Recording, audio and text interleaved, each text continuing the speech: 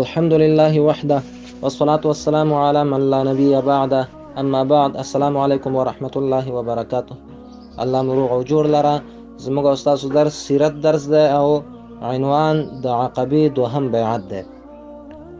د نبوت په 14 کال باندې لکه موږ او تاسو موږ 12 کال د عقبې لومړی بیعت ویلې، بیا یو کال وروسته په 14 کال باندې د حج په موسم کې د یثرب خلک یعنی اوسنۍ مدینه منوره دین یو شمیر مسلمانان او مشرکان حج ته راغلل او مسلمانانو دا عزم او هوډ وکړ چې نور به رسول الله صلی الله علیه وسلم د مکې په غرونو کې په ویر او ډار باندې نه پریږدي. نو رسول الله صلی الله علیه وسلم سره پټ وکتل او دا پریکړه او دا مشوره وکړه چې د تشریق په ورځ باندې به د مینا عقبې سره کومه چې جمرات وشتل کیږي، شیطان چې وشتل کیږي، دې سره به نږدې د شپې د خوانه غونډه کوو، مشوره به کوو. نو کله چې وعده پوره شوه دا خلک راغله د شپې په دریمه، کله چې دریمه حصہ د شپې تیره شوله نو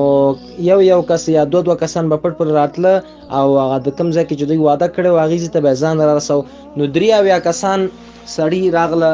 او په دې کې 2 ښځې وې، 2 نارینه سړیان چې وو دا د خزرج له قبیلې نه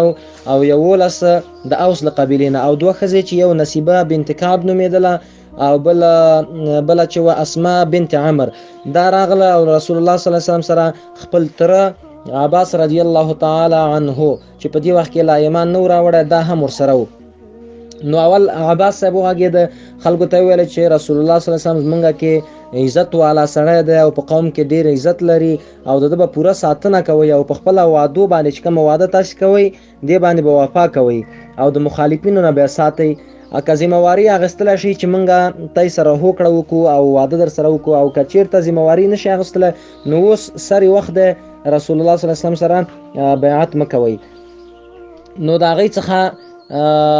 ویان چې برا بن معرور رضی الله تعالی عنہ په نامه صحابي دی ورته ویل چې نه مونږ به خپل وعده پوره کوو، رسول الله صلی الله علیه وسلم نه به خپل ټینګه دفاع کوو. نو دا بیعت دلته وکړه. نو رسول الله صلی الله علیه وسلم خبرو ته نوبت راغی، رسول الله تلاوت وکړه او هغې نه وروسته خلک اسلام ته وهڅول او دوی ته وویل چې تاسې به د خپل ځان او د رب لپاره به د خپل ځان او رب لپاره به په لاندې شرطونو باندې تاسې ما سره بیعت کوئ. اول دا چې د یو الله جل جلاله عبادت به کوئ او شریک به ورسره نه نیسئ. دوم دا چې په روغتیا او ناروغۍ کې یعنی کله چې تاسو تکړه یاستئ او کله کمزوري یاستئ د الله اطاعت وکوي او د الله د رسول اطاعت وکوي. دا رقم په تنگ دستیا کې او هم دا رقم په پراخۍ کې یعنی په غریبۍ او پیسه‌دارۍ کې به تاسو د الله جل جلاله په لاره کې مال لګوي د خپل د وسه مطابق. څلورم دا چې تاسو په نیکیو کې امر کوي او له بدیو نه به خلک منع کوي یعنی امر بالمعروف او نهی عن المنکر به کوي. پنځم دا چې د الله جل جلاله په لاره کې به د هیڅ یو ملامتونکي ملامتیا په ځان باندې نه اچوي، پروا به نه کوي. مثلا مسلمانان اوس مسلمانان ته خلک دهشتګر وایي، څوک ورته یو شوی څوک ورته بل شوی، مثلا دغه ټاپي او د نومونه چې اخلي په دغه ملامتیا پروا به تاسو نه کوي. او کله چې زه مدینه منورې ته درغلم نو زما به کلک ملاتړ او زما به کلک کومک کوي. نو په دا خبرو باندې او زما به وای داسې ساتنه کوي لکه څنګه چې تاسو د خپل اولادونو د خپل ښځو د خپل ځایونو ساتنه کوي زما به هم داسې ساتنه کوي. نو ابن عباس رضی الله تعالی عنہ په روایت کې داسې راځي چې موږ ورسره بیعت وکړ، په دې کار کې برخه ورسره واغستله نبی علیه السلام سره. نو برا بن معرور چې د دوی د ویاندو د دې په دې وخت کې لا مسلمان شوی نو د مشرکانو د دوی د ډلې نه غږېده. نو دا د نبی علیه السلام لاس ونی او ویل چې قسم په هغه ذات باندې چې ته په حق باندې راستولې او ته په حق پیغمبر موږ بستا کلک دی پاک او نبی علیه السلام ته ویل او دوی ټول راغله او د نبی علیه السلام سره په دغه خبرو باندې بیعت وکړه. بیا رسول الله د دوی د جملې څخه یو نفر راجک شو چې د ابو حسیم بن تیحان په نامه باندې نبی علیه السلام ته ویل چې زموږ او يهودو ترمنځ خو د اړیکې ټینګې دي او بل سره نو موږ د اړیکې پرې کوو د هغوی سره ځکه هغوی کافران دي او موږ تاسو سره بیعت وکړو نو موږ د هغوی سره اړیکې ټینګ پرې کړو. نو داسې نه چې سبا ته غالب شي او ته کامیاب شي بیا موږ پرېږدې او موږ د هغوی سره اړیکې پرې کړي نو بیا به یو تنها پاتې شو. نو نبی علیه السلام مسکی شو او دوی ته ویل چې نه مونږ به وینه د وینو په خاطر باندې تویو او ستاسو دښمن به زمونږ دښمن وي او ستاسو دوست به زمونږ دوست دي او تاسو به هیڅ کله مونږ دښمن ته پرېنږدو. نبي علیه السلام ورته دا خبره وکړه. او په دغه وخت کې عباس بن عباده بن نزله رضی الله تعالی عنہ په نامه یو صحابي و دا راجع شو او خلکو ته ویل چې تاسو خو په دې باندې پوهیږئ چې دا بیعت تاسو وکړه، بیعت خو نبی علیه السلام سره وکړه، خو داسې نه چې د خلکو تور او سپین ټول د ټولو جګړه په ځان باندې واخیستله، بیعت هم د نبی علیه السلام سره وکړه او په آینده کې داسې نشي چې تاسو بیا نبی علیه السلام تنها پرېږدئ، جنگ در باندې قوي شي، مثلا نور دښمنان تاسو باندې قوي شي، نو نبی علیه السلام تنها پرېږدئ، یا دا چې مال او اولاد هم پکې خطره پکې او ستاسو مال او اولاد ته خطرې، بیا نبی علیه السلام پرېږدئ. نو که دا کار کوئ د دنیا او د آخرت رسوایي ده او دنیا او په آخرت کې به بیا تاسې ناکامه شي. نو دوی ورته ویل چې نه دا کار مونږ نه کوو، مونږ د نبی علیه السلام سره بیعت کړی او هغه ژمنې او هغه وعدې چې مونږ کړي، هغه شرایط چې نبی علیه السلام مونږ ته وویلې دا ټول زمونږ قبول دي. نو نبی علیه السلام ته ویل چې ته خپل لاس مبارک راوړاندې کړه او ټول ورسره بیعت وکړه. او په دې کې لومړی کس چې راجح قول دی اسعد بن زراره رضی الله تعالی عنہ په نامه چې لومړی بیعت د نبی علیه السلام سره وکړ.